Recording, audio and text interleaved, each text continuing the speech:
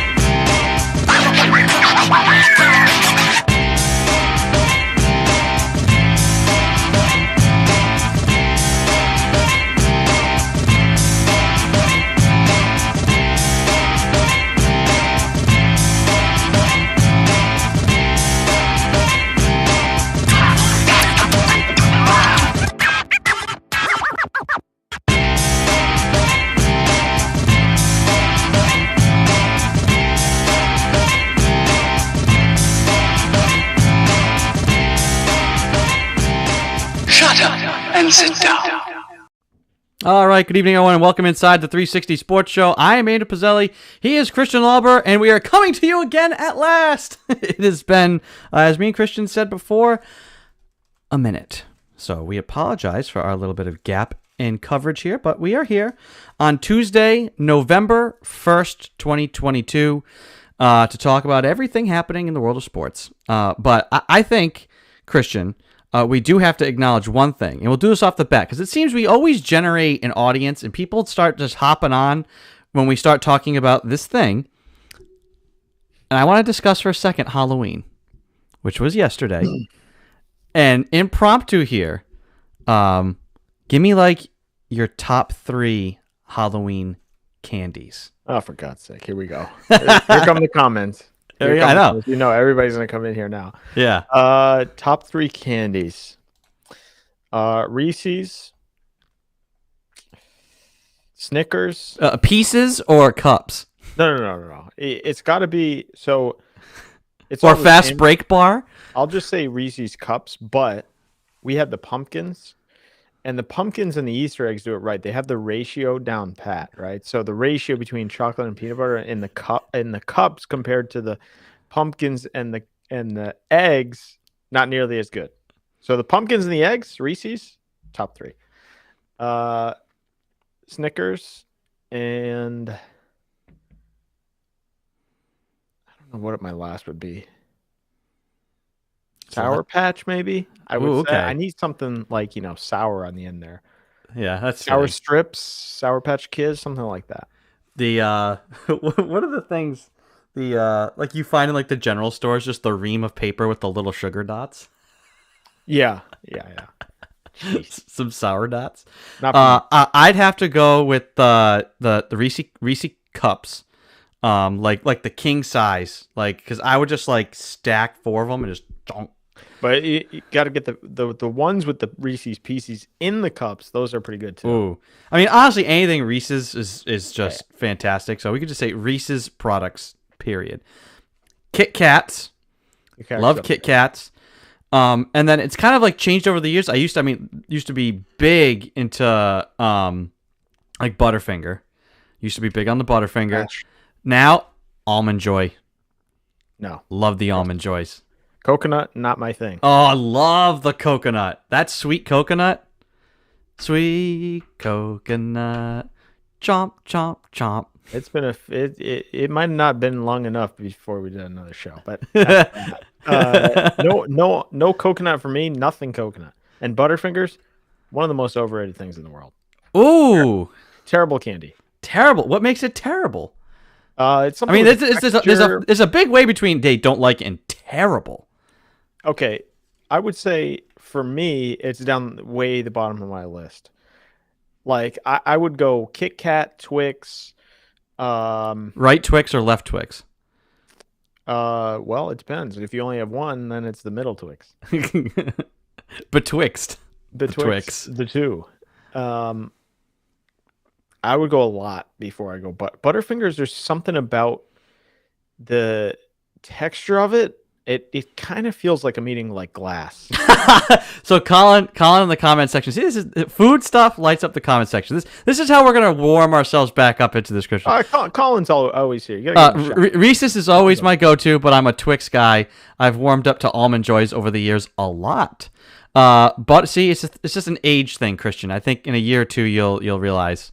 Butterfingers are good, but they're annoying to pick out of your teeth. That is why I stopped like really loving them as much after the age of like 15, because I was like, this is stuck in here. Oh, first you get it out. But I mean, they're so good. You want to hear? I also love a Babe Ruth bar, by the way. You want to know that underrated? This is the top 3 in America as of this is 2021, and it was only like 1,100 people, but still, M&M's, Reese's, obviously, and Kit Kat were the top 3. Not surprising.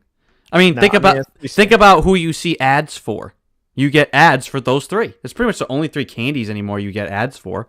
I mean, I don't watch children's programming anymore, so I don't know if they're still doing like Wonka commercials like when we were kids. You'd see Nerds and Fruit by the Foot and all these, Gushers. Just out of these on this list that I'm looking at right now. Do you count those as candy, by the way? Like things like Gushers and like fruit roll-ups? Like, no, it's different. It's not candy. No. Yeah, I didn't. Yeah, same. That's just a sugary chemical mix. Yeah. Mix mess. But I'll say out of the list that I have in front of me, this is 2021 again, but Butterfinger is number 5. I would put Butterfinger at probably number 20 on this list out of all the ones I'm listing. It's basically like sugary glass. That's how I would describe it. Sugary glass. Yeah. Awesome. But outside that, most candy's good except for coconut. I can't do coconut.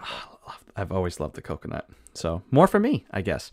That was a good little warm up there. So throughout the rest of the show, if you have any interest in discussing your favorite Halloween candies, feel free to drop that at any time in the comment section of any of the live streams, which are on Facebook, YouTube, Twitter, and Twitch. So whenever we go live, that is where you can find us and interact with us. So world. One more for you. Oh, one more. Okay, here we go. This is not a top 3, but this is a hot debate too. Yay or nay on candy corn? It's a hard nay. Not a fan. For the reason that I won't do the Butterfingers. There's not enough taste there anymore to deal those have to be like the way celery is like a negative calorie. Candy corn has to be negative calories. Like the tire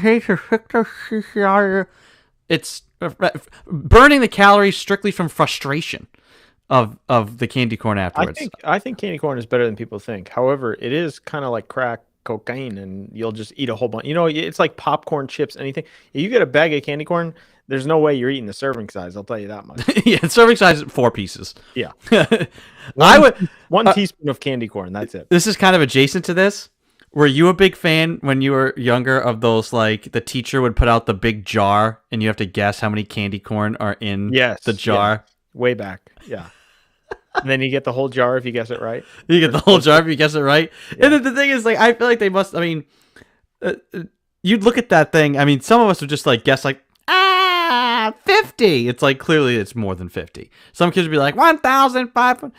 And then they'd be like just guessing, and then it'd be there's always that one kid sitting there going like, okay, they're like this high, and let me count the bottom, and there's 1, 2, 3, 4, 5, 6. Math. Okay, and let me calculate. This thing is this many inches high, and the volume I'll estimate. It's like, nah, come on, man, you gotta guess. We're not calculating. Guess, guess.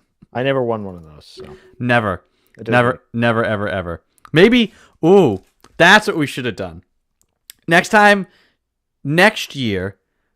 If we have a show on Halloween, because it'll be during the week again, it'll be a Tuesday next year. We have one of those. Like the week before, we put the jar out and we guess.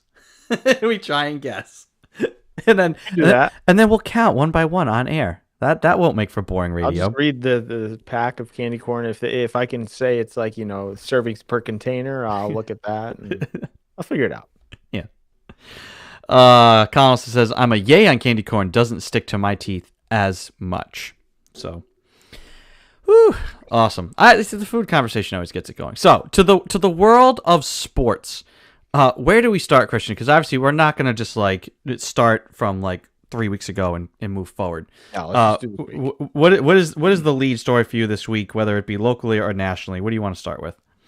I think we should just start football because I think that's honestly that might take a backseat to some of the other stuff. So I think we start football and football with picks. So I'll say start there. And trade deadline was today. So Yes. Well, let's just talk about the New England Patriots, who are 4-4.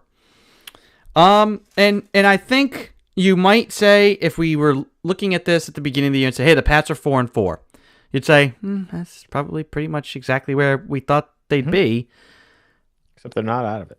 Exactly. I don't think I would have thought 4-4 is like right in the mix. The AFC It's so bad. sucks. I mean, the NFC too. I mean, there are. I'll pull up the playoff picture. I mean, They're dead set in the middle of the pack right now. there are not that many good teams. So, like, if I look at the AFC right now, Bills 6-1, Titans 5-2. The Titans don't strike me as a particularly dangerous team. Chiefs 5-2. The Chiefs are, but then after that, Ravens flawed, Jets flawed, Dolphins flawed, Chargers flawed, Patriots flawed, Bengals. You'd think that they were turning a page and then they get blown out on Monday Night Football. Flawed. Colts benching Matt Ryan. Like, talk about what a disaster. They're going to have a different starting quarterback next year. That's 4 different QBs in 4 years. They can't figure it out at all over there. Broncos, flawed. Raiders, flawed, it would seem. I mean, off to a terrible start, 2-5. And then you got Jaguars, Steelers, Texans, like, bringing up the rear of the rear. Yet, honestly, even the Jaguars are not out of it. You got the double caboose down there. Really. There's going to be, it would seem, this year, 9 wins may get you into the playoffs. In a year with the extra game added. 9-8 could be good enough for the playoffs in the AFC. NFC is a little better, but I think you look at the teams, and it's surprising who your top teams are. Eagles, Vikings, Seahawks, Falcons, wildcard teams, Cowboys, Giants, Niners. I don't think anybody would have predicted so far this year. Usually this early on in the season, we have a couple games where you're like, oh wow, that team really choked that one away. But it's never been like this. I mean, the disparity is pretty ridiculous outside the top 4 teams overall, AFC, NFC. So you're looking at probably Philly, Buffalo, Kansas City, and then below that, I feel like everybody else. That's just how the league works, in my opinion. Yeah. And the thing about it, it's not like parity is what the NFL wants. Like, they'd want everybody 9-8, 8-9. But this isn't like it's like good games, good teams every single week. It's been bad. I mean, I have to look at the numbers, but I believe I saw a thing where it's like scoring is down 50%. Why is that happening? Where the rules are more and more and more in favor of the offense, overall scoring has been bad, and down. So the football product itself has been bad. As are a number of the stars. You got Brady and Rodgers and Russell Wilson all having like the worst seasons. Some of them worst seasons statistically. A guy like Brady, not so much statistically, but just you can tell the focus isn't there. Well, I'll tell you this: like, there's a bunch of guys hurt on Tampa Bay. Rodgers has nobody since they got rid of Adams there. He doesn't trust one person on that team, with the exception of maybe Lazar. He made that bed, though. Oh, of course he did. I'm just saying that neither of those guys, it's not like they have a ton to throw to. Now, I think Rodgers is what he is, but he's kind of a tool. But, I mean, at the end of the day, those two, I think, could still play. So I don't think it's necessarily like, I think quarterback play around the league has largely been pretty poor, with the exception of those 3, 4 teams in the top. So obviously Mahomes and Allen, those two, and then Jalen Hurts has been awesome. And I would say maybe even Cooper Rush has been pretty solid. I mean, that Cowboys team is still in it. When everybody every year says as soon as Prescott goes down, here we go, Cowboys are going to the bottom of the league. They don't. So They never win anything, but they are good in the regular season anyway. So it's not just Brady and Rodgers anymore. That's the bottom line. It's not Wilson. It's those three guys that, I mean, look, to me, if one of those three teams right now, Philly, if they fell off, I would be less surprised than a Bills Chiefs. But one of those three teams doesn't win the Super Bowl, I think it's kind of a choke by them because the league is so bad right now. Unless something happens where all these other teams get magically in the upper echelon part of the league, one of those three teams should win it. Yeah, I mean, do you believe it all in the 6-1 Minnesota Vikings led by Kevin O'Connell? No, not one bit. I think they have some talent. But at some point, I think we have to. At what point, or will it? Is it? What are we comparing it to? The other teams? Then maybe, yeah. I mean, the other teams are largely bad. So, but yeah, I don't know. And also, like dark horse, like Seattle. That's one of my biggest stories. Like, and I'm glad it's happened because I mean, the resurgence of Geno Smith, I think is absolutely great. That's the one good storyline so far. I mean, really. And it's kind of we've seen this more recently. These guys go somewhere and get the second chance. Look at Ryan Tannehill, what he was able to do in his career, leaving Miami. Yeah, fell off though. He did, but I mean, at least there was 3 years there. I mean, this is only year one for Geno, like with doing this. So I think it's always good for those guys. In Philadelphia right now. So, man, yeah, the league's a mess, and the Patriots are right in it despite a lot of problems. Patriots are lucky though to be where they are. To be honest with you, I don't know. I think they're right where they should be, but like the path they got there doesn't make like. I don't feel like they're trending up in any sort of way. No, they're not. They should have lost this game on Sunday. I think it's they're 4-4, and you're happy to be there. And I think knowing you were coming into the year, making some changes, and that you weren't going to catch up with the rest of the league, what you wanted out of this year, you're not getting yet. You're not getting development from Mac. In fact, you have more questions about Mac Jones than you did coming into the year. The defense has played great at times, but has also been exposed by the types of quarterbacks who you're going to have to go through to win anything. And even if you want to win a playoff game, and win some games down the stretch here. So they're still a flawed team. I still think they have the best head coach in the league. We'll get over the general managing aspect of it some other time. But you still have the best head coach. I don't even know if he's the best coach anymore. Who's the best head coach? Which head coach would you rather take right now in the NFL? Forget that to run this Patriots team. I just mean in the NFL. Maybe Andy Reid or McVay, one of the two. McDermott, where do you put McDermott? I don't know. Right now in the current NFL, he's one of the greatest of all time. Don't get me wrong. In the current NFL, I would take a few other guys over Bill. Yeah. Well, what I'll say is he's one of the best coaches ever. He is the best coach ever, and he's still one of the best in the league right now. But I don't think he's the right coach for this team where it is, if that makes sense. Like, they need to be building, and I feel like there's this weird, we want to win right now this game, which is how Bill always approached, we're doing the best we can to win, but there needs to be this development of the team. And they kind of overplayed their hand by spending so much money last year, because then there was no 5-year plan. It was it's just all one season of rebuild, and that's just not how it works. And they need to draft better and develop. And Bill would be, imagine if Bill was in Arizona. If they fired Cliff Kingsbury, yeah, sure. That's a spot for Bill. People talk about teams being a quarterback away. There's so many of these teams that are just a coach away. Yeah, and I think he could go any one of those teams that are kind of wavering. Even Nathaniel Hackett in Denver. Denver. Oof. Yeah, I would still put him in the top, but this team and the way he brings in his coaches, I don't trust him to be. I mean, I look around the league and I see all these guys coming out of McVay's system, Shanahan's system, and having some success. All the guys that leave here kind of blow, and then they come back and they blow harder, I guess is the best way to put it. I mean, it's unreal. Yeah. So the Patriots are in a weird spot. I think they have to play Mac the rest of the year. He's healthy enough to play and play a whole game. We saw that last week. And the debacle against the Bears was not a good look because you should never play a guy if he can't play a whole game. Also, we don't know, like, there was some zappy hype, but I think Mac Jones, if you're going to win anything this year, it's going to be behind him. I think he gives you the best chance. But long term also, like, I don't think you're going to turn away from that guy without knowing what he is. Sure.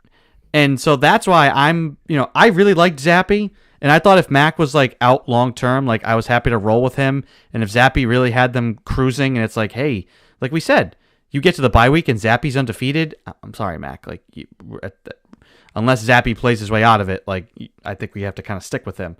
But they brought Mac back early, and then like benched him, and then it could have gotten close against New York. I mean, if that pick six holds up and there's no roughing the passer, like who knows if that game could have gotten ugly this past weekend, and if we saw Zappy again. So we don't know what the leash is. Who knows if it could have gotten ugly? It was going to be ugly. It was already pretty ugly. It was pretty ugly.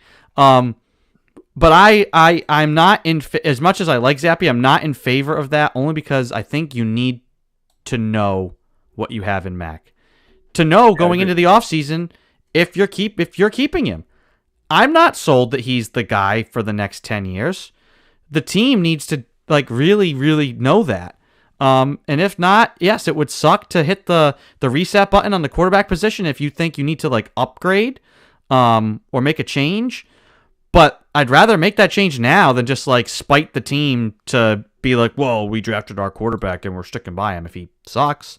We see teams do this year after year after year, drafting guys in the first round over. Look at the Broncos did it. The Dolphins did it. Teams do it all the time. They say, hey, you know what? Hey, we screwed up. Josh Rosen. Sorry, just wasn't the right guy. Move on.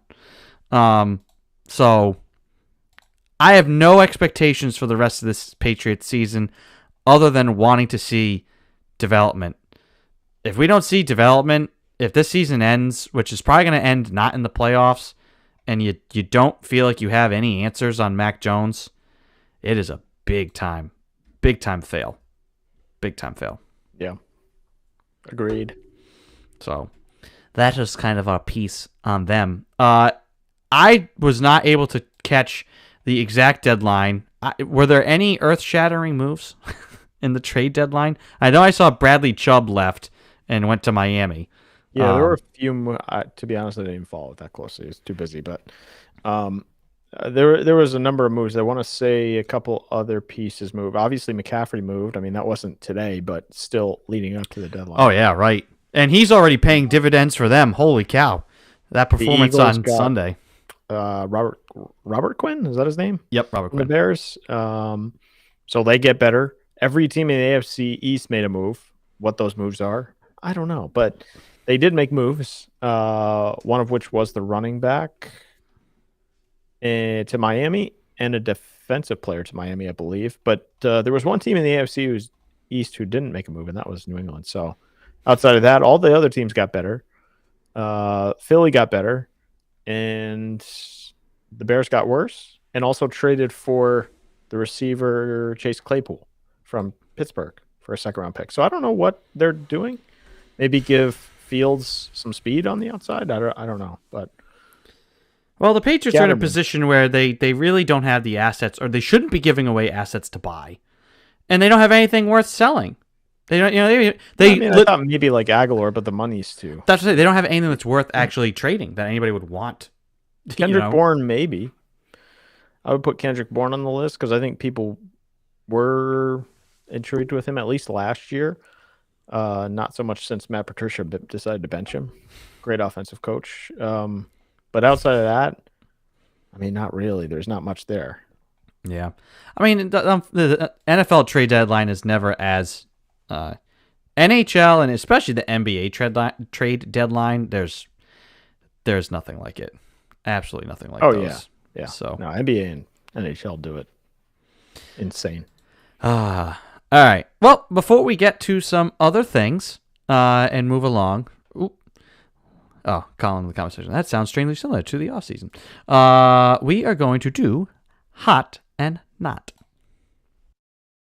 It's time for Hot. You want to talk about hot? Please stop doing that. Doing what? Continue. Go ahead. And Not. God, is he a moron? Oh my God, he doesn't shut up. It's so stupid. Stupid decisions. Dum-dums. The naughtiest knot of the year. Oof. Suckfest. Suck sauce. On the 360 Sports Show. All right, Christian. The hot, the not, the ups, the downs, the goods, the bads, pluses, and minuses. What is hot for you from whatever the past 3 weeks? Go back as 3 weeks. go back as far as you want. Yeah. Jeez. I went with the NHL / Bruins Halloween costumes. Pretty funny. I mean, if you look at the bottom right there, you can see Connor Clifton and Shrek. But Oh gosh. yeah, we can post this online too because I think it's pretty hard to see. But if you zoom in, you can see Hagrid there, McAvoy. It's just and Pasternak in the front. I think there's a bigger one of Pasternak on the other one if you want to pull that up. The best one for the NHL though had to have been the Finding Nemo. I don't know if you saw this. No, hold on. I'm gonna copy this into this tab. This was easily the best one in the top left there. Oh my god, that is great. That's phenomenal. That is great. And then scroll through the others because this one's a better view of Pasternak. Oh wow. Going all out. Yeah, I can't say my costumes were not this sophisticated. I just did a lumberjack. But Daddy Shark. Oh man. Fantastic. Absolutely. Yeah, pretty good, Why not? Definitely good. Definitely good. I was just to say, I mean, it's related to the NHL, just the Boston Bruins in general. Did you see this start coming for them? Because I did not. I thought they'd be pretty good, but not this good. Yeah. Not at all. And then, things like, hey, we're getting Marchand back. And he's just going to, was it not a hat trick? You have 3 points. I think he had 2 goals and assists in his first game back. Yeah. So it's just like, wow. Now, hey, we've seen teams start like totally on fire and peter out. So you like to start strong, and I don't know, can they sustain it for the whole year? We'll find out. But if you can't ask for much better than they have started. So it's very tough to sustain what they're doing right now, but I don't think that's the expectation. The expectation is for sure probably middle of the playoff standings. At least that was before the season. I will say I'm surprised at their depth. I think their depth has been really good on offense, forward wise, more so than defense. And they're still getting McAvoy back here in the next few weeks, so they still are adding a piece. They added some depth with Strawman and Riley and these guys at the end of the D-core, but the offense, AJ Greer has been really good. Charlie Coyle has new life here to start the season. It seems like he's been really good. It's just been really good for them. Colin in the comment section wanted to see Batman, and I'm going to assume that he means Grant Williams Batman, which is what we're showing on the screen right now. This is also on my list. I forgot to write it down, but Tatum's reaction to this is just phenomenal. I don't know if he pops in during this interview.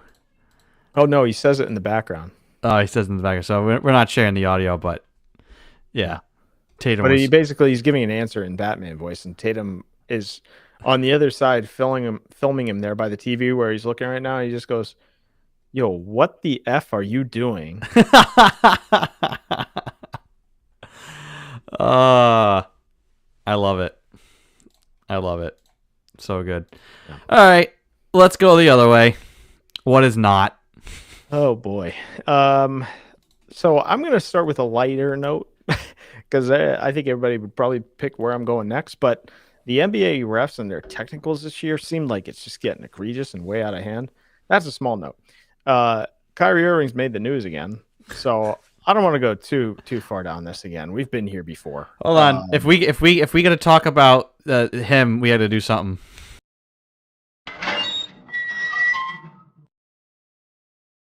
We gotta let him out of the ball locker. All right, Kyrie, we're free to talk about you now before we stuff you back in. Yeah, obviously, I think everybody knows the story by now. If you're an NBA fan and fan of sports, whatever, he's always in the news for something. But sharing this Alex Jones stuff with the anti-Semitism, and it's just he once again digs himself a hole, and then he's fighting with reporters on why he posted it. And it's I am the omnist. Yeah, I mean, it's just wild. He's always. I saw Shaq say something earlier today, which I didn't get a chance to listen to yet. It was just a little bit ago for NBA on TNT, but it's one thing after the next, and then we'll get to it later. But now the Nets fire Steve Nash. It's just what a circus it is over there, and Kyrie is kind of always in the news for something. And it's not. I mean, this is what he tweeted. I am an omnist, and I meant no disrespect to anyone's religious beliefs. The anti-Semitic label that is being pushed on me is not justified and does not reflect the reality or truth I live in every day. I embrace and want to learn from all walks of life and religions. Hella, is that his new name that he's calling himself? I'm not sure. That's what his name is. I don't know. Yeah, it's just bizarre. And bad. And just another look. And yeah, we may be talking about the Nets again later on in this show. Quickly. I was gonna say the knot was the Michigan State brawl, which was just. Can we not have teams heading down one tunnel? Yeah. How we don't see this more often is actually remarkable. That we don't see these sorts of blowups more often. And the thing is, like, that was in college. They were talking about it, like, in the pros, like that Bills game the other night. They were like, oh, like some of this, like, we don't like this either. Like, because the Bills are building a new stadium right now. They still go out. All the teams go out one tunnel. And it was like, this could get chippy in the tunnel. It did pregame. And, like, gosh, going out of the tunnel might be bad, especially once the game's over. Like, anybody designing any stadiums now, figure it out. There's no need. I will say this about the one tunnel thing. There was one team exiting at a time, and there happened to be a couple Michigan players that were hopping down the tunnel. So there's two sides to this because I've seen all the angles now and all the video. It seemed like two players got somehow caught up in the middle of the Michigan State team.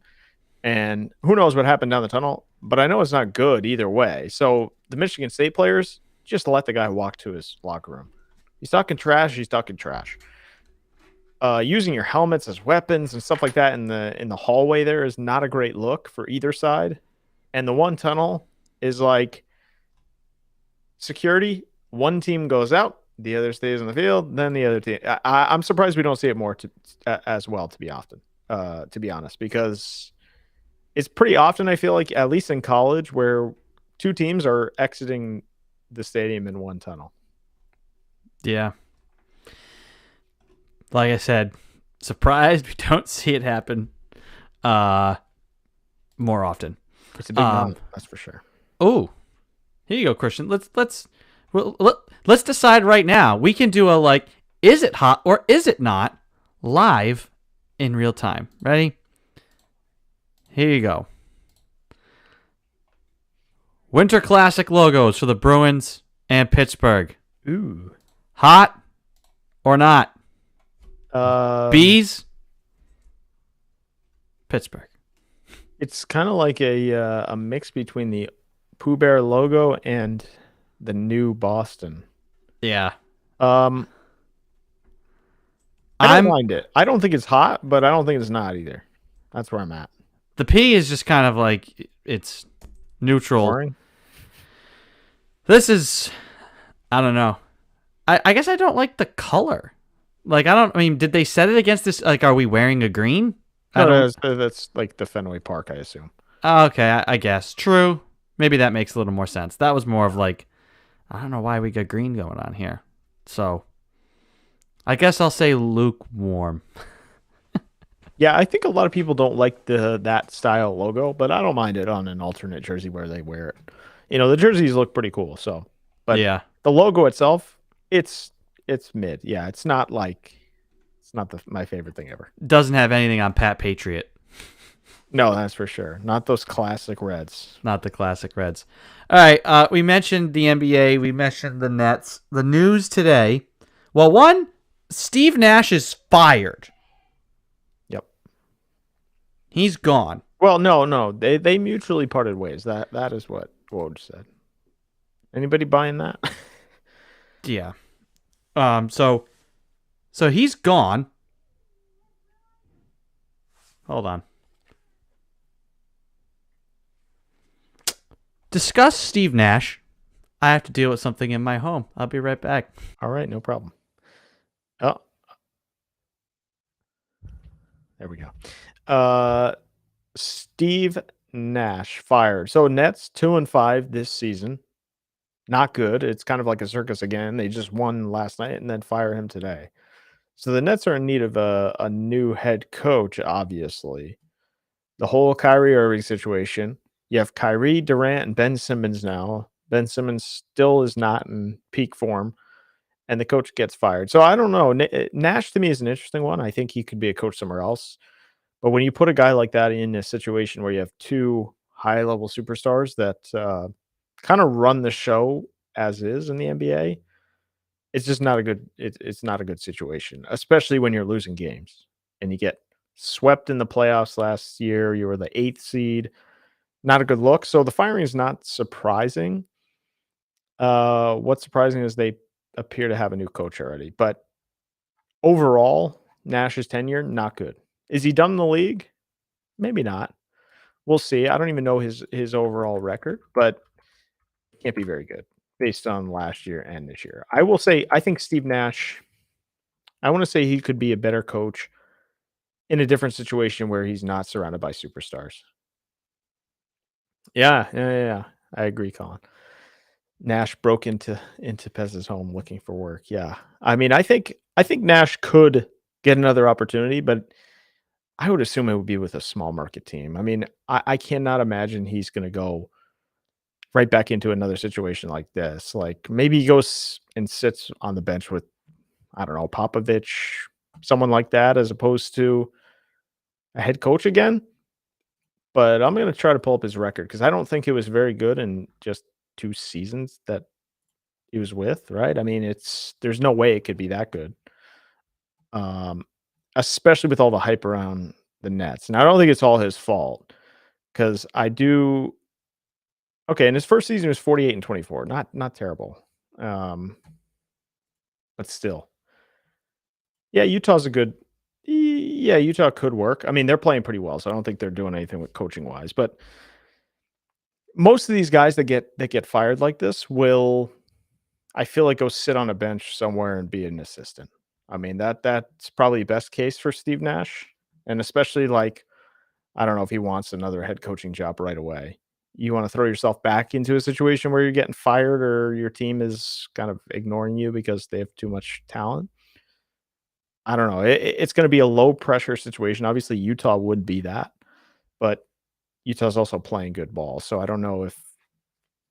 Let's just go around the NBA real quick. Let me pull this up.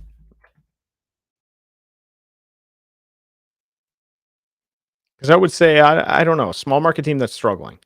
Pistons, Magic, Pacers, team like that. Or I could also see Steve Nash sitting behind a guy like Greg Popovich, like I mentioned. So there's opportunities out there. I mean, the Rockets, I think he's going to go somewhere, probably tuck himself in to a situation where he's not going to be seen as much as he was the last year and a half.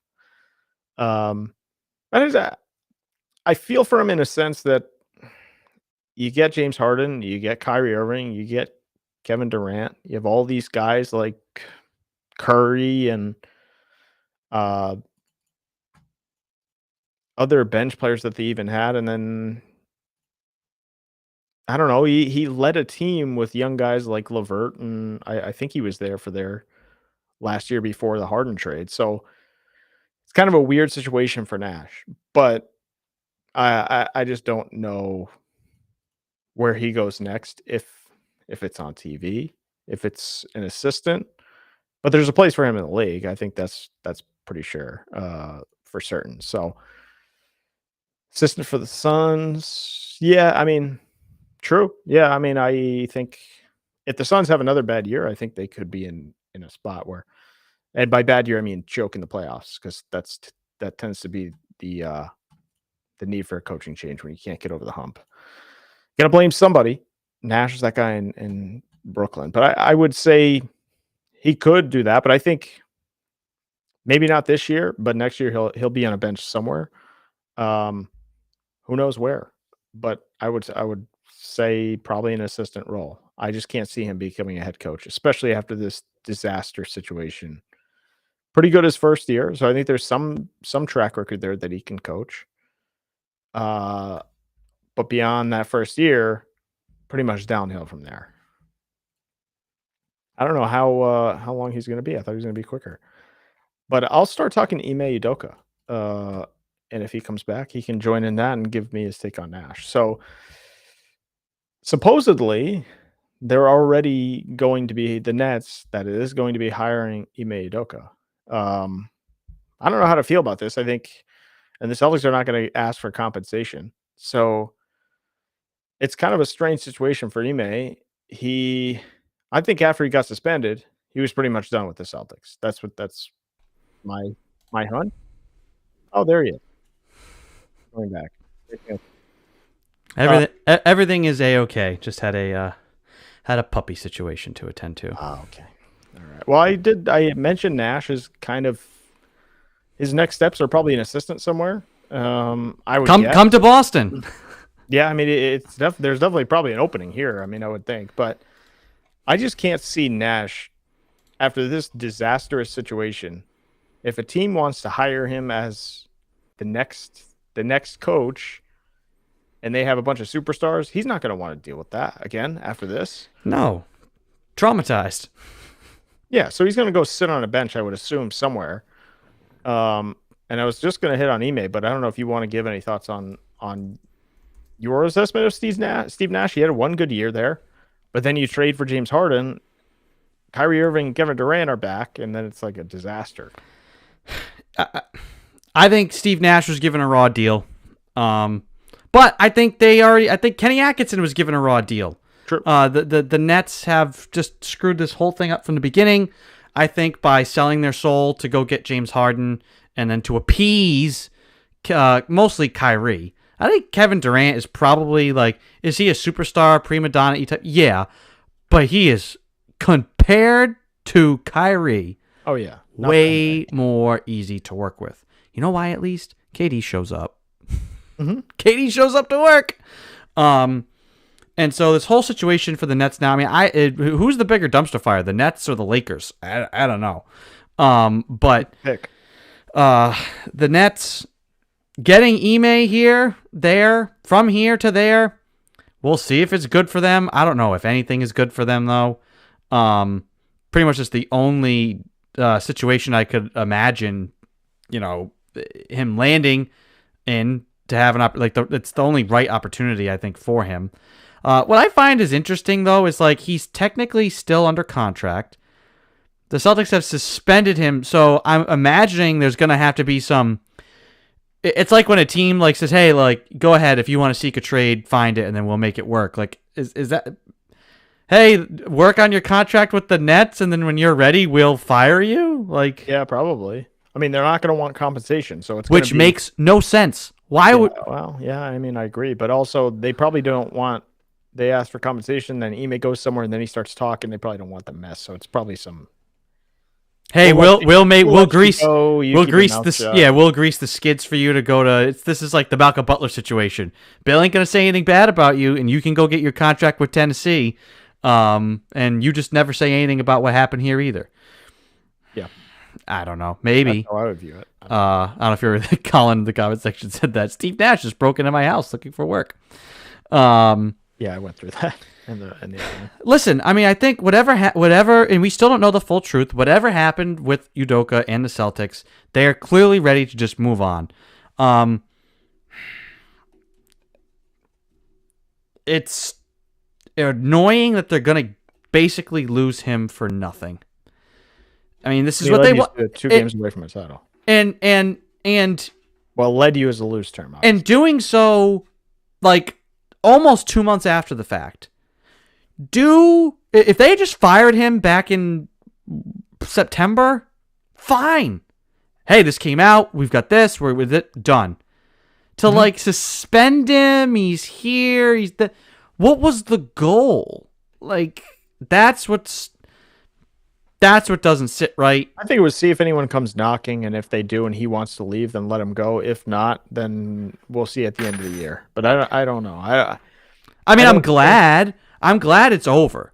Move the F on. I mean, I know the team has at least on the floor, but now you can just move on. They'll have to answer some questions probably this week about it. And then it's just the past. Then you've put it in the past. So I'm glad from that respect, because I said it had to be done soon. You couldn't go through the whole year because it would just be this cloud constantly over the team. Yeah, what's crazy to me though is like he gets suspended by one team, and then another team's like, "Yeah, it's okay, it's fine. Whatever you did over there, it doesn't matter. You can come coach for us." Wild. Without like maybe knowing the specifics or caring. Do they care? I don't know. Nest supposedly have been vetting him for 3 days now. So, man, yeah, I don't think it's good. On the flip side, the Celtics have started well, 4-2. They don't really play that great of defense. I mean, I love the pace. This is like reminding me of, not that I was there, but I've seen and heard like 70s, early 80s basketball. They are flying up and down the court. It's like get into the front court, pass, shoot. Pass, shoot. Like that's it. Lots of possessions, high volume of shots.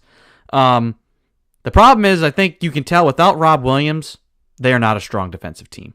Without that guy in the middle of their defense, they got to play a ton of drop coverage. you don't like Fournette? Yeah, they got to play a ton of drop coverage, and because Al can't like really, he probably could in the playoffs play with the intensity and the aggression to like switch out on the perimeter, but regular season, we're trying to like get there. Also, Al is not a true rim protector either, so he's not exactly. He's a pretty good defender in the post, but he's not like a true rim protector, and he's not going to be running around switching everything. Although exactly, he does, but he can, but like you're not asking, like he's not going to be able to bring that intensity for 40 something minutes a night during the regular season at this point in his career. Yeah. So they need a healthy Rob Williams back. If not, when they get to the trade deadline, some defensive support. I think they're going to be plenty good enough to score a ton of points and be well above 500 by the middle of the year. But without a healthy Rob Williams or somebody there to anchor that defense, they're going to have a hard time coming out of the East, I think. They could get back to you mean, or what? I'm just thinking about getting to an Eastern Conference final. I don't know where they're going to be seated, but I see what you're saying. I thought you meant getting to the playoffs or something. No.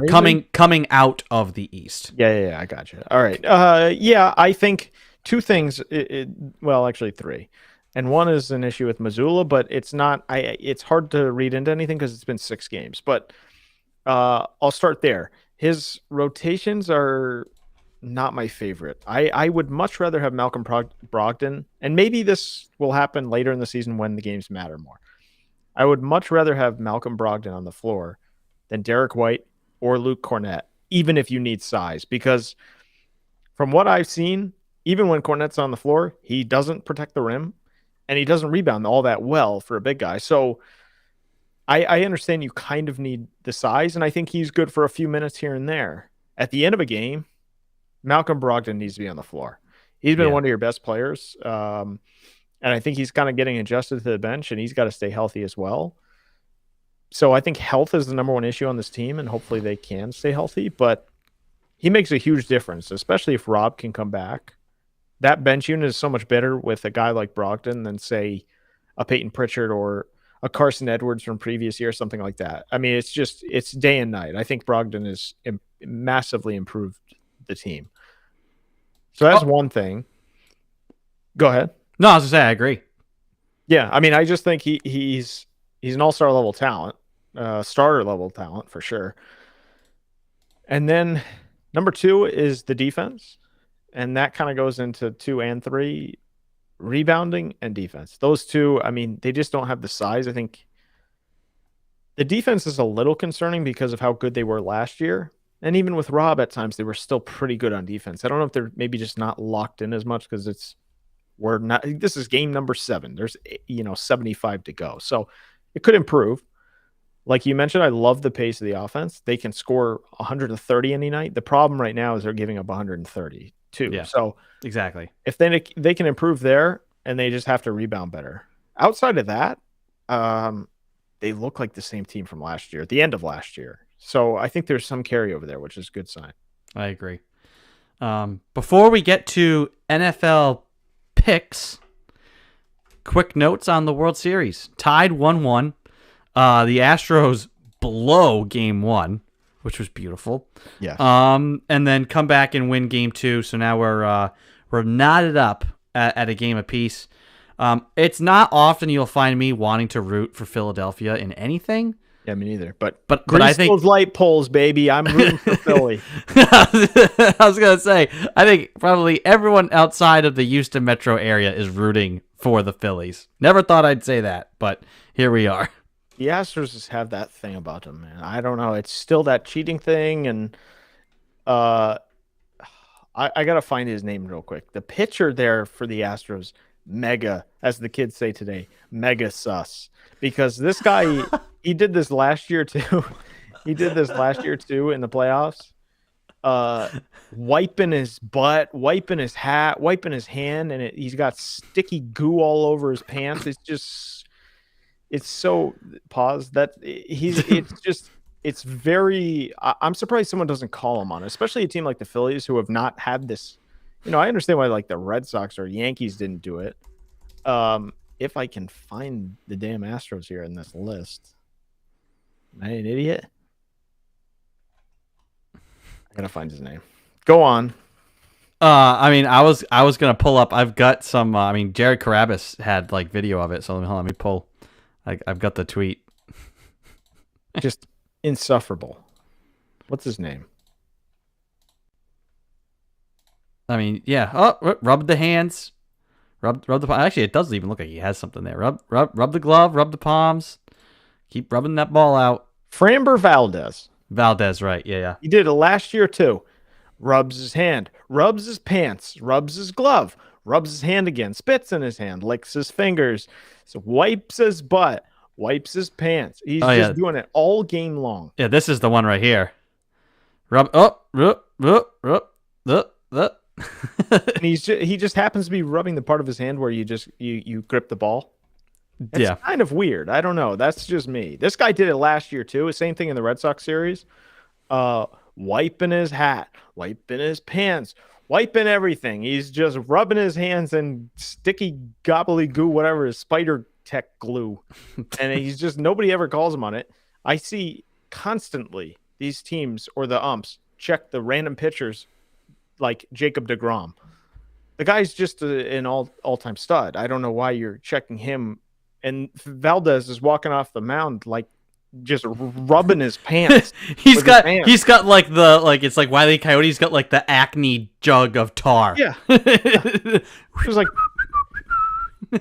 like tree sap all over his pants, and nobody's like him.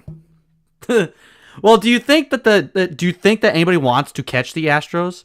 You think maybe Probably not. Plus, I mean that stuff is like, it's not exclusive to the Astros. They took the like taping, trying to figure out signs, relaying signs. They took it to a whole other level, and maybe it was happening. But guess what? I think they would have busted up everyone while they were at it. 100%. So they came down hard on the Astros.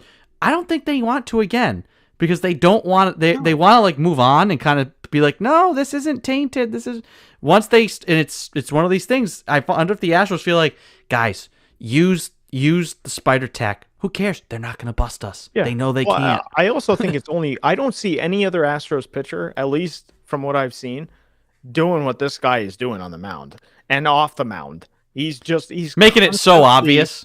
Rubbing his hat, touching somewhere, like the inside of your hand. You grip the baseball there, and he just happens to be wiping it off every inning.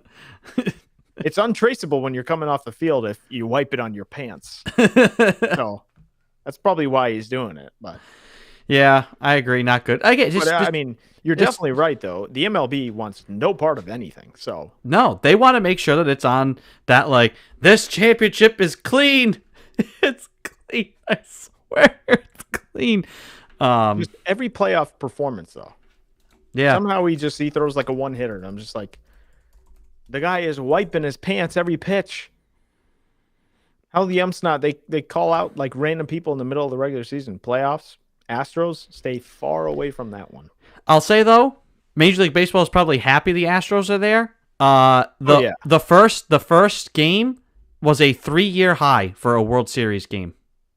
I think that more has to do more with Philly, but Is it Philly or is it that it's like the team that like everyone will tune in to watch the Astros lose? I think that's part You of know? it. But I also think Philly fans are nuts. I mean, look, I think they're pretty into sports. There's no question about that. So, and the Phillies haven't been there for a while. Especially you got guys like Bryce Harper and names on the Phillies. It's pretty good. So, I think it's definitely twofold. You have a team that everybody wants to hate, and then you have another team that has a rabid fan base that literally will do whatever. They got to grease light poles that like 6 weeks ago because they're already jumping on them. So, all right. Let's do picks. On to a week 9. can't believe we're already at week 9. Here we are. It is Oh, the glory. It's just more great football coming at you, especially Thursday night. Am I right? always.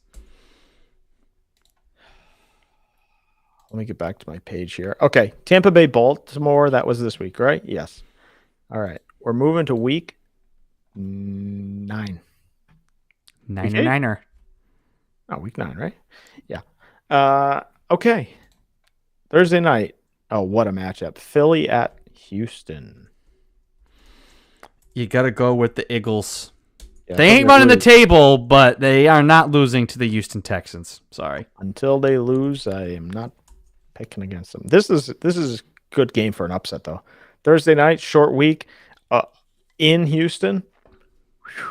That's usually where teams trip up. That Thursday night game will get you. Well, it's where suck teams that normally suck are probably just going to play to their level, and the good teams play down. I will say that suck teams normally do suck. So Facts. Next. you're not wrong there. Chargers at Falcons. The division-leading Atlanta Falcons. These games are so ridiculously hard to pick because I think everybody just sucks. So it's really hard to figure out who's going to beat who. I have more faith, though, in Herbert than Mariota, so I got to go Chargers. Yeah, I'm going to go Chargers as well. I'm not confident. So I'm not going to be confident in most of the picks we make. yeah, I mean, that's what I'm saying. Yeah. It's like, I'm just really excited, too, that some of my God, where was it? Back week 6, my Jets over Packers pick. Yes. Those are the ones where those are the ones that have been really happy. unfortunately, that's not even like, it's not even like years previous where the Jets have like a prayer to win any game. It's just everybody sucks, so now the Jets look good. It's just I guess insane. that's the barometer. If the This is a Jets, perfect year for you. if the New York Jets look like a good football team, you know the league is bad. All right, next. You like picking bad teams, which is why you're going to smoke me this year because everybody's bad. Miami at Chicago. I'll let you pick this one first. I'm going to pick the Bears. I like them at home. Same. Miami, I just, man, I don't think we talked about it. We talked about Tua getting hurt when it happened. We didn't have a chance to talk about like him coming back. That whole thing was a nerve-wracking experience. That game. Oh, didn't we talk about that? I don't think we talked about him when he That was came the last week. when he came back. Oh, Maybe- Oh, I guess okay. He came back when he shouldn't have, and then he came back again. Yeah. Yeah.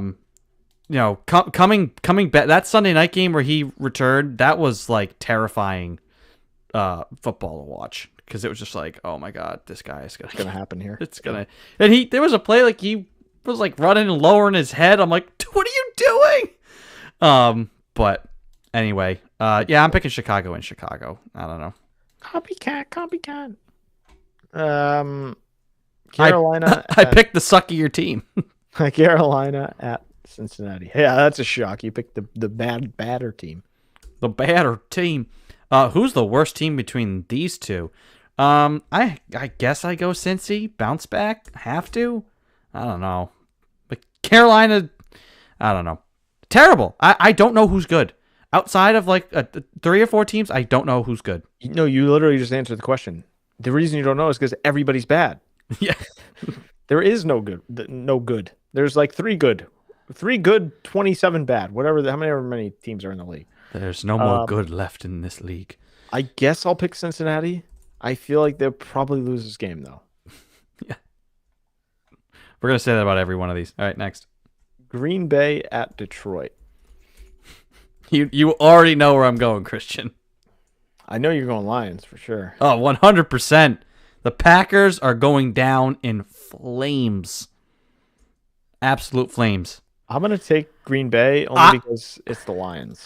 I want to know how many times was there actually designed runs and how many times did Aaron Rodgers just audible to a run because, like, out of spite. I'm not throwing to these fools. I'm just going to keep handing it off, and you can take the L. I don't know. That dude seemed so nonchalant. The week before, he was like, this could be the best thing for us, you know. We're going to go to Buffalo. Nobody's going to give us a chance. And we could get our doors blown off, but this could be the best thing. I think he was speaking literally. I think he literally was hoping they'd go there and get absolutely pantsed and that the team might do something for him. Newsflash, they don't care anymore about you. I think Not they pantsed and spanked. I think that Wedgie. they're in an absolute no-win situation now because that guy absolutely does not care. He threw like a pick and just kind of like came up and was just like, huh? I'm not shocked by this, though. No, I'm not. But that team is in the New England Patriots are in a much better spot than the Green Bay Packers. I'll put it that way. And you wouldn't think you'd be saying that about a team that has a Hall of Fame quarterback. At least they have 1 good quarterback. That's a good start compared to 3 bad ones. Not one that's a Yeah. petulant prima donna who Oh, yeah, but he can still throw the ball. is on his way out. His team. Yeah, I'm going to take Green Bay. I don't love it either. I think the Lions probably win this game at home, but I'm going to take Green Bay because it's the Lions still. So Yeah. Indy at New England. God, I Patriots need to win anyway, somehow, some shape or form. Just, I don't care what it looks like. Just don't lose to these teams that are like inept. The Colts are inept. Who is even starting? What's the quarterback's name? If you can't think of it without looking it up, that tells you all you need to know. If you can't name the quarterback of the team you're playing, you should beat that team. Ellinger? Sam Ellinger? Is he a rookie? I don't even know. Ellinger? I have no idea. Let's look him up. Number 4, quarterback. Draft pick 2021. College, Texas. And he's 0-1, so. No, should not lose. If you lose, I mean, they're not going to be out of it. But if they lose this game, because no team's probably going to be out of it for a while this year, the way it's going. But like, you're going to start losing people in the locker room. I don't know. You came really close. It could have happened this week if you lost that game to the Jets the way it was started. But yeah, they're lucky this isn't an Indy. I would be picking Indy if it was. I'm going to pick New England. But again, I think they could easily lose any game any week. So take that for what it's worth. Yep. Buffalo at the Jets. Buffalo's a wagon. So Buffalo. Okay, moving on. Minnesota at Washington. Minnesota's a wagon. Moving on. Nah, I'm picking Washington. Of course you are. I believe in the Heineken 6-pack. You don't believe in you don't believe in the Vikings. They're just ripping off wins left and right. Well, they're bound for on the road. They're bound for they win this, you get to 7-1 against a team that is scrappy and plays hard. I'll start to believe a little bit more in Minnesota. Have you seen? Never mind. The Commanders are no good either. So I don't know. I mean, whatever. There's a lot of crap teams in the league this year. Maybe not teams, but there's still a lot of talent over the league. The games not up to par with years prior. No. Vegas at Jacksonville. I'm going to go with the Raiders. I'm going to take Jacksonville. Raiders are plummeting fast. They've been plummeting. This is like a must-win. Exactly.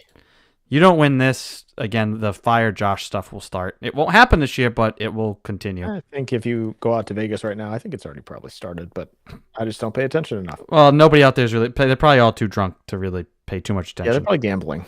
Yeah. Seattle at Arizona. Oh, we got to match up with the Birds again. They actually Love the probably Birds, man. like it knowing that their team sucks because then it makes it an easy bet each week. That's fair. Hey, we know we're going to lose. Yeah, that's true. Pick the spread. Like I said before, I'm so impressed by what the Seahawks are doing and by Geno Smith. I give them a lot of credit. And Call of Duty came out, so I can't pick the Cardinals anymore. So it's Seattle. Can't forget about Pete Carroll over there in Seattle. He's a pretty good coach too. Mr. Woo, yeah. Fist bump. Do you see him? Talk about a knot. What a dope. Getting a penalty for being on the field during a play. Pete Carroll though. Almost could have cost his team. Like, hey, your team's making a play to ice the game, and he's literally... It's not like he's on the side. He's literally on the field. I just feel like You're lucky that... gosh. Who were they playing? I'm already forgetting now. I'm forgetting who they were playing. The Seahawks this past weekend. That they didn't have another timeout in their pocket. The Giants. The Giants didn't have another timeout in their pocket, or else they could have gotten the ball back with legit time to try and go down the field and maybe make something but happen. also, like, I feel like if it was another coach, I'd like rip him. But then I'm like, Pete Carroll does this, and I'm like, It's Pete Carroll. well, if he doesn't do this, then maybe he kind of sucks. I don't know. He needs his like antics. So take it. Well, I'm taking Seattle in this. Yeah. What wins though? Seahawk or a Cardinal? Oh, Seahawk. Probably right. Yeah. Yeah. Yeah. I'm going Seahawks as well. Tampa Bay at Rams. No, Rams at Tampa Bay. Lar at TB. Oh, matchup of last year's... No, that wasn't the NFC Championship. It was divisional round playoff. One prior. I believe no Cooper Kupp. Correct? Yeah, I'm taking TB. So, got to go with the Bucks.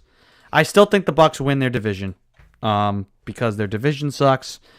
I think they got to figure it out. I wonder if, in a way, that the divorce is out and final. Tom can now throw himself actually fully into his work. Freedom. We'll see here. So I'm going to No, I pick don't think Tampa. so.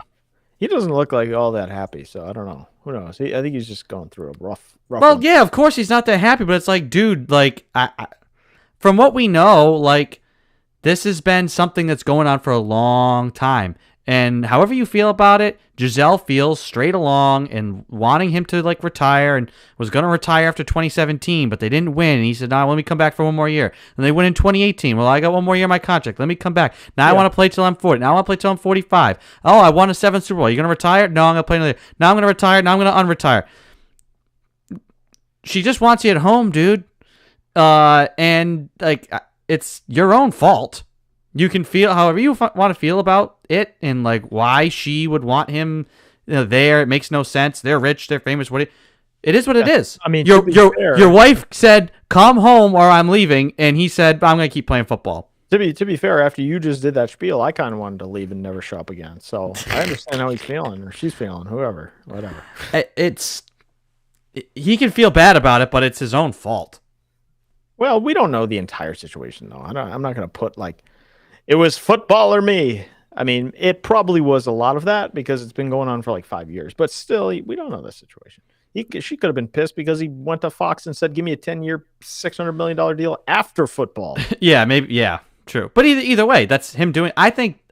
Tom, it doesn't matter when you retire. You get 10 years. So if you're 65, come on over.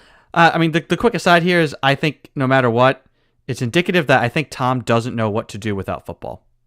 Oh, 100%. That's what it is. It's beyond like all these guys. Some of these guys struggle with it after playing in the league for You like know what 3 his first club was? football. Yeah, after playing in the league for 3 or 4 years. This guy's been in the NFL for 20 plus years, let alone been playing football through college and high school and before that. Like, literally knows nothing else. What other skill set does he have? I mean, he's got his TB12 stuff, but like, I can't imagine he's just gonna like become an office guy and show up. He does not want to just leave football. It's 100% true. He does not want to. So, and he's letting the rest of Playing his at a pretty good clip, to be honest. and he's the rest of his life is suffering because this is what happens when you're 45 years old still playing in the NFL. I'd take him back next year. Just saying. Yeah, same. Anyway, Tennessee. Yeah, there you go. I got you on that one. Tennessee at Kansas City. Kansas City. Can't pick against them until they like show signs of like you have to pick against them. Have these two teams played yet? No.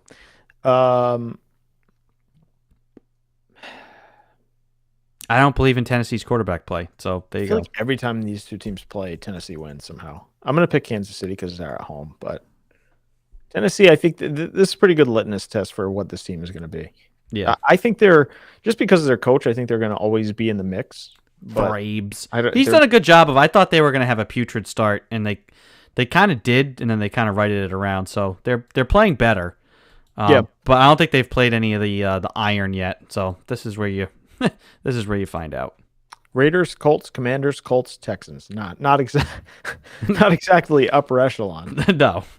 So yeah, I'm going to pick KC.